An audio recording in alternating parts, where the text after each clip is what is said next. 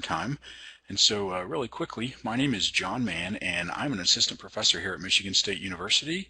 And I also work with the North Central Regional Center for Rural Development. And so I'm going to host today's webinar. And the title of today's presentation is Fostering Cross-Disciplinary Research on Energy Development. And our presenters are Dr. Jeffrey Jacquet and Anne Janad, and also Dr. Julie Haggerty, who is actually not with us today. She's also part of this project. So really quickly, I'm going to give you a little background about our presenters, and then I will hand the reins over to them. So Dr. Jacquet is an assistant professor in the Department of Sociology and Rural Studies at South Dakota State University. He's performed social and economic impact analysis of unconventional oil and gas development since about 2005, and has performed sociological analysis of energy development in areas across the U.S., and has worked with a number of universities and extension agencies. Anne Janad is a PhD student studying sociology at South Dakota State University, and she's interested in the impacts of community perceptions and of responses to social and environmental changes, and her research interests include rural sociology, environmental sociology, and migration. So with that, Jeffrey, I'm going to hand the reins over to you and let you get going with your presentation. Great. Thanks, John. So we just wanted to take this opportunity to sort of discuss the Research Coordination Network project that we're undertaking. It's still very new, so we have a lot in front of us yet, but wanted to introduce the project and also maybe gather some advice, feedback, ideas that you might have on how we can make this project a success. And I wanted to recognize Julia, Dr. Julia Haggerty. She can't be here with us today, but she is an integral part of the project going forward. So just, I think we've handled the introductions, but we just want to talk to you about the sort of the background issue that we're trying to address with this project. What's the need for this project? And then what is the project itself, the Research Coordination Network? What are the goals? What are some of the activities and deliverables? Who are the people involved? What are we planning to do in the next couple of months and years? And then hopefully maybe get a little bit of discussion and feedback moving forward. So what is the issue? So energy development is the issue. As I think probably everyone here knows, the United States has gone through a transformation in energy development in the last decade and a half.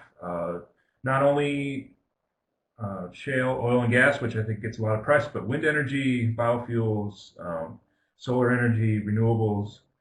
This map here just shows wind farm installations in the United States. I think there's something like 40,000 wind turbines have been constructed in the last 15 years or so.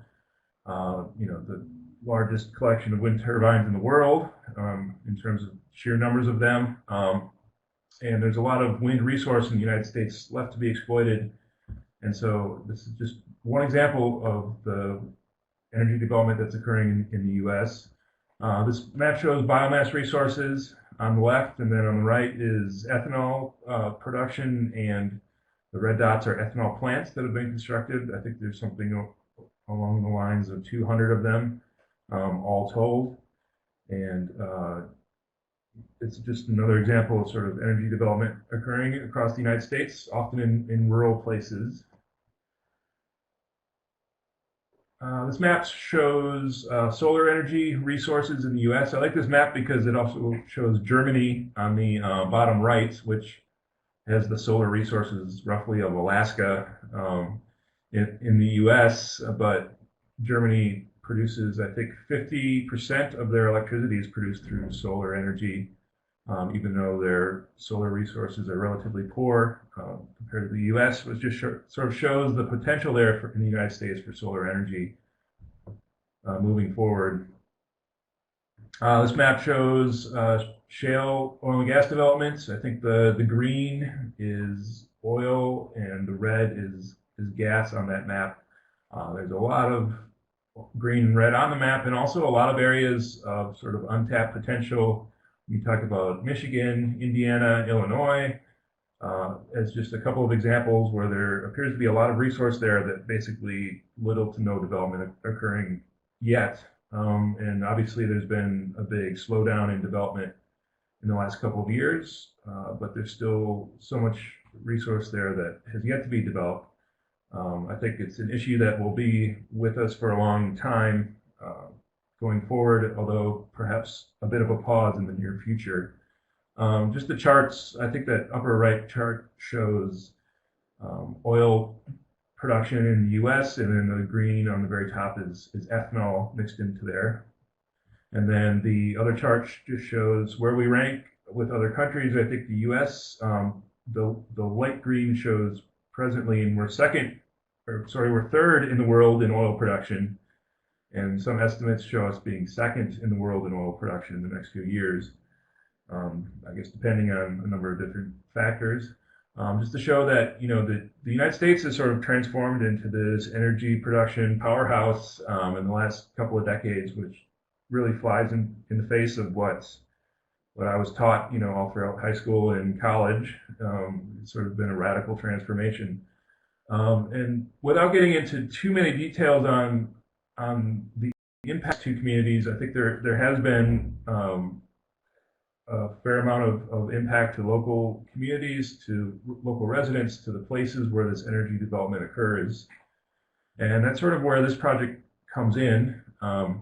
The idea behind this project is to coordinate social science research on energy development. And there has been a flurry of new research that's come out. There's been a number of new excellent journals that have started. Energy Research and Social Science, edited by Ben Sovacool, is one example. There's Extractive Industries and Societies, another journal that has started.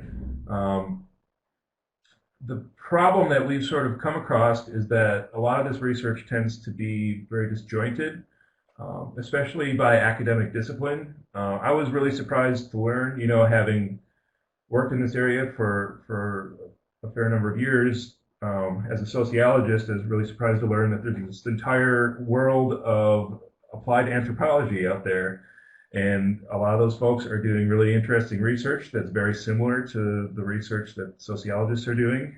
Same thing with human geography, same thing with economics, public policy research. All these sort of disciplines are doing some amazing stuff, but it's not being coordinated. The conferences that people present at tend to be very discipline specific. So that was one barrier that we sort of identified as making this research useful. And one of the problems with this disjointed approach is that there's a lot of duplication. I think there's a lot of results that are transferable, a lot of methodologies that could be learned from across the different disciplines, but they're not because of these sort of disciplinary silos. And another sort of hampering of the new research that's coming out is that it's very energy source and regionally specific. What are the lessons of wind energy, and can those be applied in some cases to biofuels, for example, or ethanol production and shale oil and gas? Are there commonalities across those energy types? And what we had seen is that there isn't a whole lot of sort of cross-energy research, especially social science research, and sort of not a lot of incentives to produce research that spans across these energy types. A lot of sort of research projects tend to be focused around a particular energy project or an energy source, and really trying to think about energy in a more holistic manner to try to get these lessons learned, findings, methodologies, theories, to get those to be transferable when appropriate. And then as far as sort of regionality is concerned, I think there's a lot of, you hear a lot of talk about how, Texas is way different than Pennsylvania. It's really hard to compare the two when it comes to, for example, shale oil and gas. You don't want to make the same assumptions in Texas as in Pennsylvania. And I think in a lot of cases that's true. And as social scientists, I think we do a fairly good job of recognizing that there are regional differences when it comes to culture, when it comes to landscape, policy, and so forth. But there's also a fair amount of commonality when it comes to research in this area, and are there lessons learned in Texas that can be applied in Pennsylvania, for example, or vice versa? Are there sort of these regional barriers in applying those lessons, in applying, sharing methodologies and so on? And then there's also just a lot of new researchers in this area. Having done this since 2005 or so, I can tell you that the list of people doing this in 2005 was really short, and now that list is really long, and it's only been 10 years, and so there's a lot of new research, a lot of new researchers who are new, and connecting these folks and trying to build a community around these folks has been I think a bit of a struggle. So these are sort of the challenges in coordinating research around social science in energy development that we identified, and that's sort of the need that we're trying to address with this project. And I just wanted to give a shout out to the North Central Regional Center for Rural Development. They provided sort of a small amount of money to host sort of a mini workshop that we held in Brookings, South Dakota in January of 2014. And there's 19 brave souls who made it to Brookings in I think the second week of January. We stretched our NCRCRD dollars as much as we could, and we were able to bring 19 people together. And it's a picture of some of us taking a tour of a local ethanol plant during that workshop, which was an excellent tour. And one thing that we identified at that workshop was that if this type of interdisciplinary collaboration is going to continue, it needs to be institutionalized somehow. There needs to be staff involved. People's time needs to be paid for to some degree, because otherwise there's no incentive to do this collaboration. So at that meeting we identified this grant proposal, the Research Coordination Network request for proposals from the National Science Foundation is perhaps a key vehicle to institutionalizing this collaboration. And so we put together a team led by myself and Julia to go after this grant. And so that's what we did. Thanks originally to the NCRCRD for that funds. So just a little bit about the NSF Research Coordination Network proposal process. So it's a specific RFP through NSF, and the whole point is to create opportunities for researchers to network. You're not allowed to do research with this money. I think that's a very strict rule. They do not want to see research done. They want to see the coordination of research and the coordination of researchers and the networking and new collaboration amongst people who hadn't collaborated previously is the goal here. And there's a focus on sort of collaborating and bringing together underrepresented populations. And they require the group to be led by a steering committee made of new collaborators, which I'll talk about our steering committee in a minute. And so our project is a 3-year project. It ended up being, we proposed around $400,000, and they cut it back to $283,000 roughly, which includes the direct and indirect funds. And so our project goals, very briefly, is to convene a cross-disciplinary research community across these energy types, across these social science disciplines, across these regions in North America, and develop and promote data collection standards, framing concepts, and other research designs that are sort of made up of and transferable across these different social science disciplines, these different regions, these different energy types. And then finally sort of administer a cross-disciplinary library of research tools, educational resources that people can access to sort of foster this interdisciplinary collaboration. So here's just a brief, a little cartoon that we put in our proposal, which apparently was successful in sort of talking about what we're trying to link together here. These different energy types, these sort of different types of research and analysis in these different social science disciplines. So for our project, we sort of have we have a number of tasks that we need to complete to accomplish those goals. Some of them are sort of ongoing, but basically the three main things that we'll talk about. So we need to create a online networking forum, which is a fancy way of saying a website, but it'll be a website and a listserv and a collaborative web space and possibly a newsletter, possibly conference calls amongst participants, which we'll talk more about in a minute. And in year two, which will be 2017, we said that we would host a symposium for basically purely multidisciplinary social science research on energy development. And then out of that symposium, produce a special issue of a journal or a book, and also investigate ways that we can continue this project after year three. And then throughout the project, we agreed that we would create sort of a resource library, that we would create and host webinars that are meant to sort of foster this cross-disciplinary research.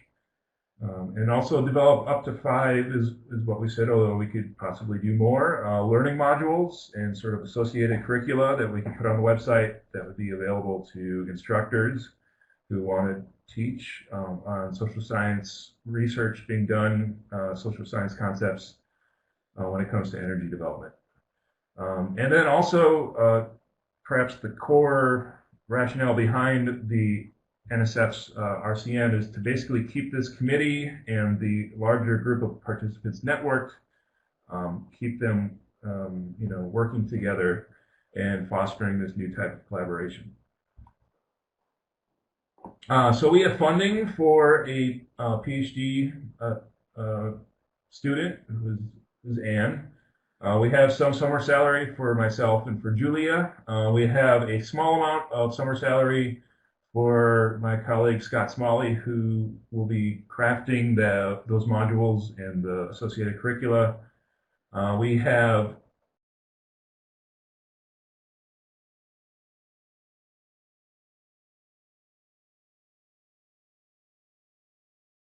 Lost Jeffrey. We'll get him back here in just a moment. Oh, I don't know if you can hear me. I'm back. Sorry, it kicked me out for a moment.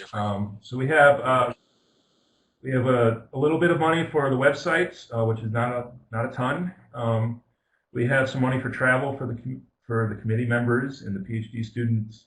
And then we have $25,000 set aside to host this symposium, and NSF has said that we can approach them for additional money as long as we put together sort of a reasonable plan for why we need the money and how we intend to spend it. And there's also possibly other people we can partner with to gain additional funds to host the symposium.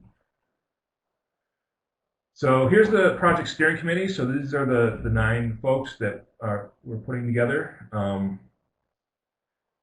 which the idea is that these people sort of represent different disciplines and different geographies and different energy sort of expertise areas. And so we have public health, we have geography, we have sociology, we have economics, we have anthropology, we have public policy, and so these are the folks that are sort of leading the project, although Julia, myself, Anne, and Scott are sort of the worker bees behind the project. And this is basically what we had proposed to do so there's a steering committee, and then there's an external advisory panel, and then there's the project staff, which myself, Julia, Anne, and Scott. And we also have some money to pay some undergraduate students, and then the tasks underneath that. And what we had proposed were 2 working groups, one on sort of to build these conceptual frameworks around multidisciplinary approaches, and then on methods and indicators, maybe types of data that could be collected or identified as sort of key data that needs to be collected across these different energy landscapes. And what happened was NSF, I think, basically said that those working groups, it sounds too much like research. This isn't the core focus of the RCN. So those got shaved away, but we still have the sort of the main part of the project. We also have the external advisory panel, which we have a number of confirmed members and a couple of other folks who are also more or less confirmed, and sort of we're still trying to figure out what the role is exactly. At minimum, what they are going to do is provide sort of annual feedback on our progress and ways that we could maybe improve what we're doing. But it would also be nice if we can get some additional funds to perhaps pay for them to meet with us at our yearly meeting and bring them to the symposium as well. So at this point, I'm going to turn it over to Anne, and she'll talk a little bit about the website slash collaboration forum, which we're building presently, and talk a little bit about some of the technical stuff that we have going on. Thanks, Jeffrey. So I'm going to just talk a little bit specifically about our online communications, what we're working on presently. And then I'll pass it back over to Jeffrey to talk more about the symposium and educational resources. So with our online communications right now, we're looking at building out our website, which is up presently, and then also focusing on a researcher directory tool and a resource library, both of which I'll talk a little bit more about here in a minute. So for the website, we really didn't want to have this kind of, okay, we'll build it and then folks will come kind of attitude. We wanted to focus on meeting unmet needs and really be a resource across disciplines. So we started with surveying our steering committee, which really represented the targeted users of the site, researchers engaged in social science and energy research. So a few of the things that we found, first of all, the ways that researchers are already connecting is centrally Dropbox and email. So we don't want to reinvent the wheel or get in the way of what's already working there. We also found that researchers really envision kind of being central in the content and resource creation of the materials on the site, but in a way that makes these resources accessible for other researchers, but also, you know, industry and market folks, local, state, and other governments, community developers, and lay folks. Also, folks were not interested in creating social networking, robust social networking functionality. It seems like researchers really want to find out who's doing what and where, and in relation to their discipline and research interests, not you know, knock off Facebook or Twitter or anything like that. So some of the feedback that we got that folks really wanted was the ability to host or panel on themed webinars.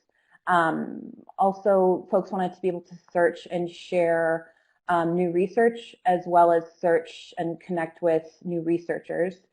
They want to view sort of limited colleague profiles and engage in a listserv of some kind. Folks definitely didn't want any sort of an ask an expert resource functionality, a blog or news feature that would have to be constantly updated, or again, any sort of complex or overly robust social and professional networking functionality.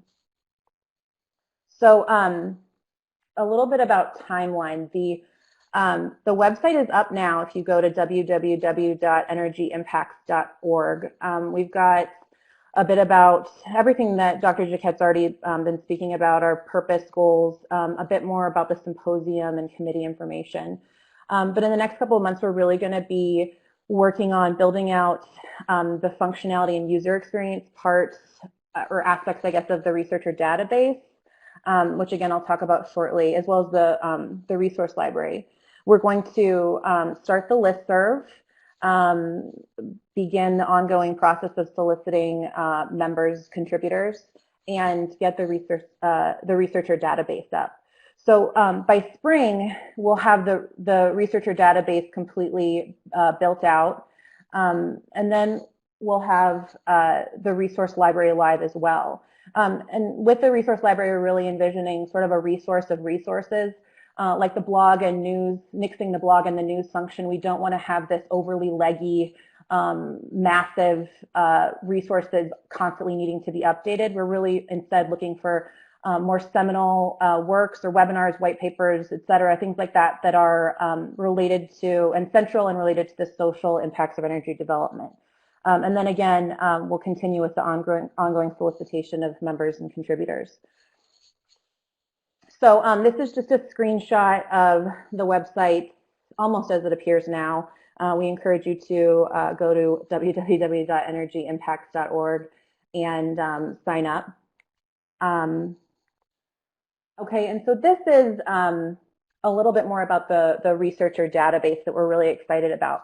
So we've thankfully partnered with this esteemed local development firm that specializes in CMS, content management system development, and they're doing this researcher directory database tool for us pro bono. They really believe in this work, and we're really excited to partner with them.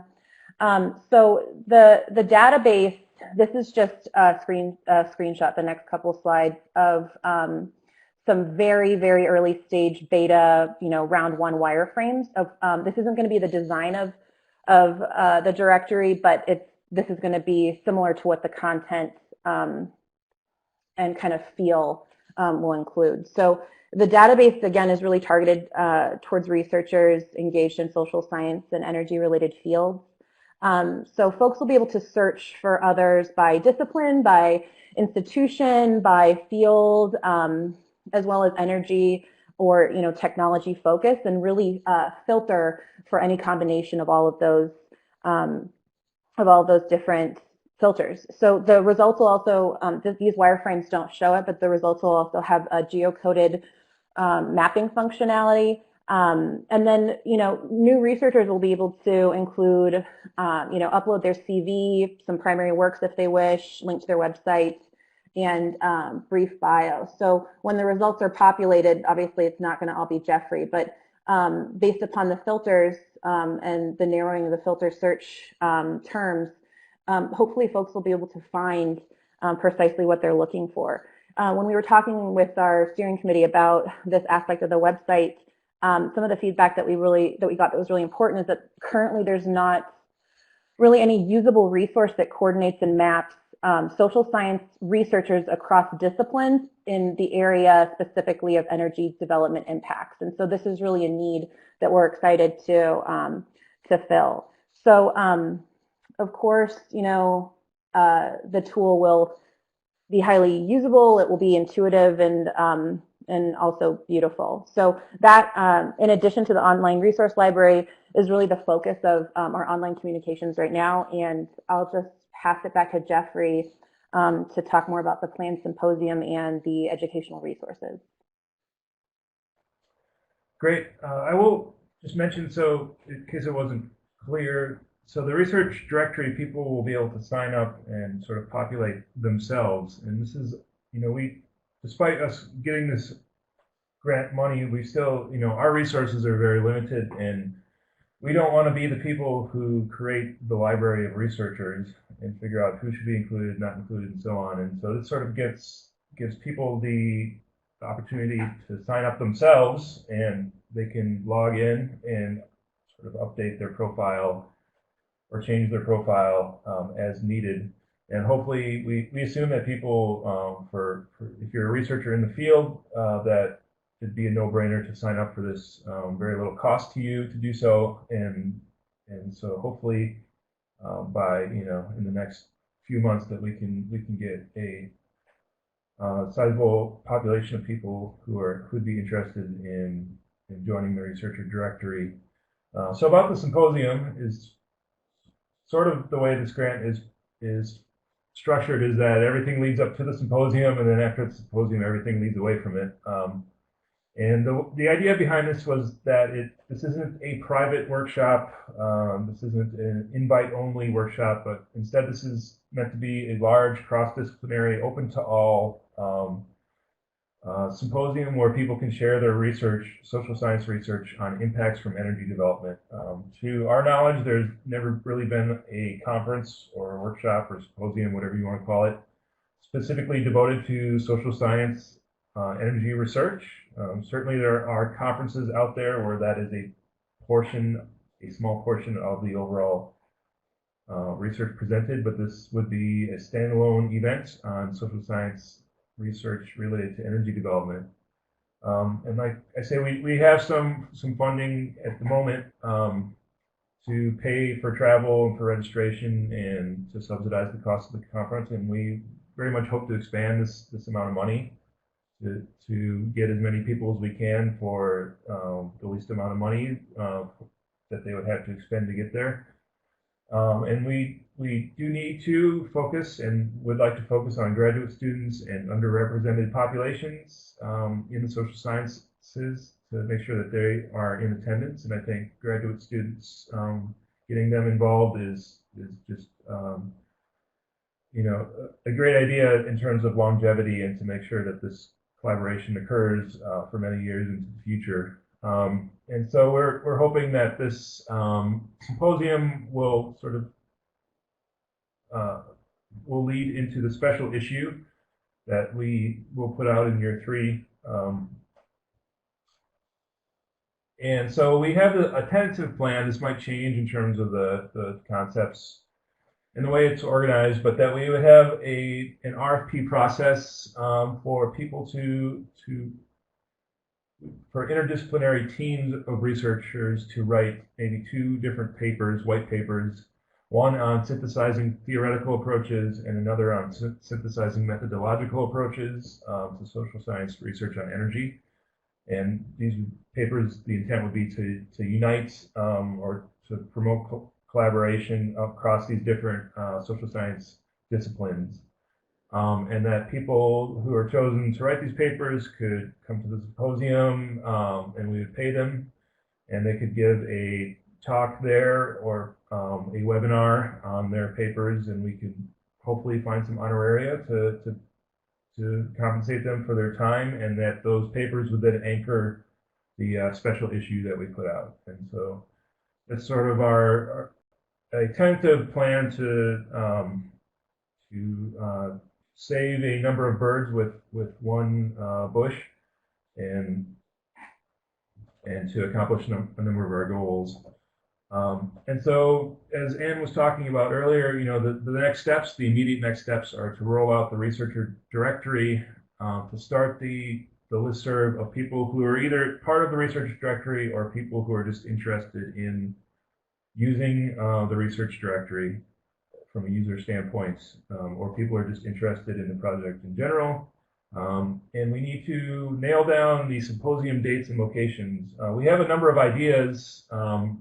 I guess we could call them sort of scenarios for hosting the symposium, but we do not have it finalized. I think one approach that we are probably going to take is to partner with an existing conference or event that's occurring in spring or summer of 2017, to try to capture existing researchers that will be there, and to try not to reinvent the wheel too much. But would be happy to hear any ideas you might have on that. And then also host new webinars on synthesizing sort of theory and method across these academic disciplines. And so those webinars will be rolled out in the next, I guess we're envisioning maybe 2 or 3 a year over the next couple of years, and so those will be coming. And so that's the extent of our presentation. We would be more than happy to hear any ideas that you might have. I think with both the website and the symposium and the researcher directory, we're sort of walking a fine line of, we don't want to be the go-to resource for everything under the sun. We don't have the time or resources to put together a directory of everything under the sun that's available. But we also want to have meaningful content up there. And so walking that fine line is sort of one of our challenges. And sort of the same thing with the symposium. We want to foster this collaboration, but we don't want to try to overstep, sort of the natural bounds that we are sort of constrained by. So any ideas that you might have, either to put in the chat now, or to email us in the future, or to just go check out the website and sign up for future communication from us when we have the researcher directory up and running, which hopefully will be in January. That we'll let you know. So we'd be happy to take any questions, ideas, feedback, any brilliant, ideas from the floor, or feel free to email them to us. Well, while people are thinking about that, just a comment. I'm getting an echo. I don't know if that's from Rosa or what, maybe. But one potential partner for you might be the Mid-Continent Regional Science Association. This is a group that unites social scientists from a number of disciplines. Typically, it meets in the north central region someplace. This year they're not doing that, but normally they'll meet in someplace like Minneapolis or Kansas City or Michigan or someplace like that. Maybe they could do Brookings or something. And I'm not sure where they're set up to meet in 2017, but it is very multidisciplinary, and a lot of these issues that you're talking about do play out in regions and places, and so that it might be an interesting topic for them. They do have a history of partnering with other groups to offer pre-conferences. It could also be a track that you do during the conference. You just kind of have your own track that goes throughout. And one of the things that the association really works hard at is to be what they call graduate student friendly. So they try to keep the cost of the conference low, and there's a special registration price for students. So there's a student award thing that happens as well. So that might be an option for you. If you're interested in learning more about that, I can put you in touch with the leadership there. Absolutely. You could put us in touch. That would be fantastic. Great. Well, Scott, thanks for that. So in the audience, we've got one question. I'll get to that question here in just a moment. But please take a moment, and I forgot to mention this at the beginning of the webinar, but take a moment and type your questions into the chat box below. So I'm going to read this one from Beth, and she says, you started out with a map of Germany. Any plans to include international perspectives or experiences? Thanks for that question. Absolutely, the answer is yes. Part of the reason why we limited the scope of the project, at least initially, to North America was sort of restrictions placed on the proposal by NSF. But in terms of participating in the researcher directory, that would be open to people internationally. People are in terms of the resources that we put up on the website and that are available, hopefully there'll be material there from international perspective. Hopefully we can get international perspectives at the symposium. Absolutely, there's a lot of interesting work that's going on in Europe right now on energy development, and lots of the energy development footprint is really expanding globally in South America, in Asia, in Africa, and so I guess the short answer is absolutely, and it's been sort of limited. We do have one, so Marie Jose 14 at the University of Quebec, I believe, is part of the steering committee, but that's as far as the steering committee goes. That's as far as international as we've gotten. Will Rifkin, who's with the Center for Social Responsibility in Mining, at Queensland University in Australia is on our advisory board, and we've been working with him pretty closely over the last few years. Okay, thank you for that. So we've got another question, and I'm just going to read through this. Might the opportunity cost of not developing indigenous potential be a research subject addressed by the RCN? For example, Wisconsin is 95% dependent on outside energy resources, which I believe is a reverse multiplier effect on the state. This also touches upon redistributional effects of energy development in the U.S., comparing region to region. So the first part of that is a question. Jeffrey, you want to respond to that? I will try to respond. I guess, with the RCN, our goals are to really sort of bring together different disciplines and different perspectives. Certainly that's very much within the realm of the types of things we're trying to bring together. I think that's an interesting take on it, of that particular case. And in terms of, I think that does speak to this larger question, especially the latter half of the question, this larger conceptual problem, which is where do we sort of stop when it comes to the types of research that we're trying to coordinate and promote collaboration among when it comes to energy development. And I think we're trying to keep it right now. Our idea is to keep it basically social science and energy, and if it fits those two criteria, then we want to include it in this project. However, where that boundary stops is still sort of undefined.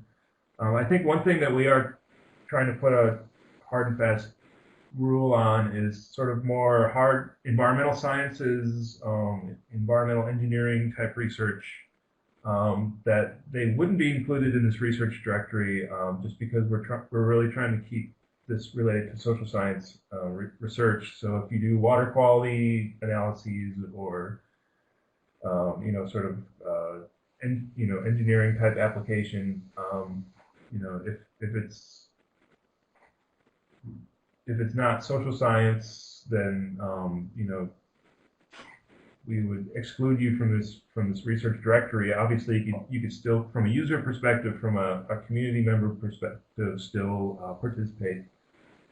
And so, it's easy to say now, and how that works in practice going forward will be interesting, and probably difficult. Okay, thank you for that. So I've got one question for you. Actually, I have a couple questions. One of them is a little bit selfish, so I'll start with the lesser selfish of the two, and that is related to your to the presentation you made.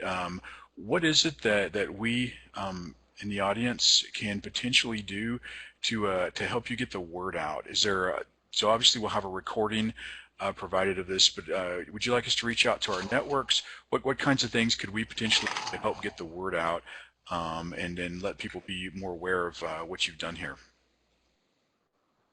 It's a great question, and so we've sort of taken this strategic approach that we want to wait until the research directory is live, which is, and the rationale for doing that is that it provides there's an actual benefit for people to go to the website and to engage, and that and it's not just a hey, we exist, but rather here's something that a benefit to you if you come check it out. And so, which hopefully will be happening soon. The developers tell us that it should be up and running by the end of January at the latest. So hopefully that's right around the corner. And I think at that point, we're going to sort of do a marketing blitz of some kind or another, and what and having NCRCRD participate in getting the word out, and sign up for the research directory, sign up as a user for the website. I think at that point is sort of the strategy that we're going for, and part of the reason for recording this webinar at this time is we can host this webinar on our website for people who do go to the website. For the first time, there will be a webinar there that they can listen to if they want sort of a background on the project. And so help that you can provide getting the word out would be fantastic. Okay, well, thanks for that. So Beth has got another question, and she asks, is the Rural Information Center at NAL involved? They're likely to be interested in this. And NAL is the National Ag Library. Yeah, I didn't know what NAL stood for, which sort of suggests that no, they're not. But yes, we would. I think part of as we sort of ramp up and actually have some substance to our project, we would more than like to partner with different organizations, whether it's the form of helping us with these webinars that we're producing, whether it's helping us get the word out, helping us with the RFP for the papers, the special issue. We have some potential partners. We have a potential home for the special issue, potential partners that can help us with the symposium costs and so on. But we would more than welcome partnerships with all sorts of organizations, and that seems like a great suggestion. Okay, great. Thanks for that. So, go ahead, Scott. One method that I've used in the past for identifying people within a fairly defined set of parameters, if you want senior people, well, not senior, but people that are already, out of graduate school, that might want to join this network. Obviously, it doesn't get you the graduate students so much, but you can go to your library, your SDSU library. I assume they have a person who can do this. And that person, you can identify which journals you're wanting to get people out of and keywords, and have them extract all the articles and titles that would fit your parameters, and then you can scroll through that and delete anything that was sort of a false positive. And then you can go to an undergrad or a support staff person and have them look up email addresses for all those people, and that can create a nice little database for you to reach out with that really fits the types of thing you're trying to do. Now, the Mid-Continent Regional Science Association that I mentioned earlier, they've been kind of mining websites to go after graduate students, and so they might be willing to use that old database to forward out your announcement to that set of folks. Yeah, that sounds an excellent idea. I think part of the challenge will be sort of organizing the database of people who we have contacted, who we haven't contacted, who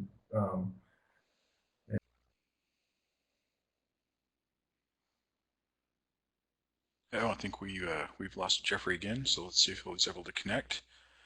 Rosa, you want to go ahead and put the poll up? It looks like we're going to be wrapping this up pretty quickly. So for those of you still in the audience, we've got a poll question up, and so please take a moment and respond to that.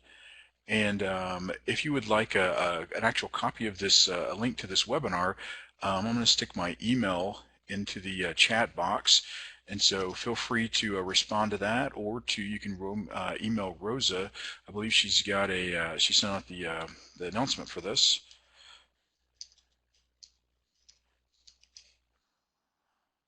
And this will be posted on our webpage. So here's my email address, and there's Rosa's email address. And it looks like we've got folks responding. So Jeffrey, did you make it back? Yes, I did. Okay, great. Well, so I've got the poll question up, but I had one other question for you, and this is more, again, a kind of selfish interest question. How many iterations of this did you have to go through? And maybe you mentioned this at the very beginning, and I missed this part. But how many iterations of this did you have to go through before you finally got it to stick with the NSF? So this was our first proposal, Okay. and we did. However, so many of the grants that I've been part of, it's this mad scramble at the last minute to get everything together and before the submission deadline. And our approach here for this one was the opposite. We could have submitted it in July for the NSF submission cycle, and we could have submitted it at that time, and we decided to wait until January, which at the time was 6 months later, and it's like, wow, do we really want to wait that long? And we decided that we were going to put it off for another 6 months, even though it was sort of mostly done, and use that 6 months to get external reviews, to really put a fine-tooth comb to a lot of not only the writing, but the concepts and the design and the organization. We had some back and forth discussions with the NSF program directors. And so we really, we only had, we got it on our first try, but we really did our first try the right way, and it seemed to help quite a bit. Sounds like you were very thoughtful in the process. Yeah, and I will. So our EPSCoR office here, they fund external reviews of NSF projects or any sort of large grant proposal, and so we took advantage of that largely as a function of us deciding to wait an extra 6 months, because obviously the external review process takes a long time, so you sort of have to have it written ahead of time. So we were able to go through that process and get some really helpful external reviews. And I think the company they use to provide those, so there's former NSF program directors who provide these external reviews, and that was very helpful. Okay, well, thanks for that. And again, for those of you in the audience, as we're going to wrap this up really quickly, I've got my email and Rose's email down if you'd like a copy of this. And thank you for your participation. And Jeffrey, thank you for your participation. And Ann, thanks for yours as well. And with that, we'll wrap this webinar up. Thanks for having us. It's like a great initiative. Thanks a lot for reaching out to us, and congratulations. Thank you.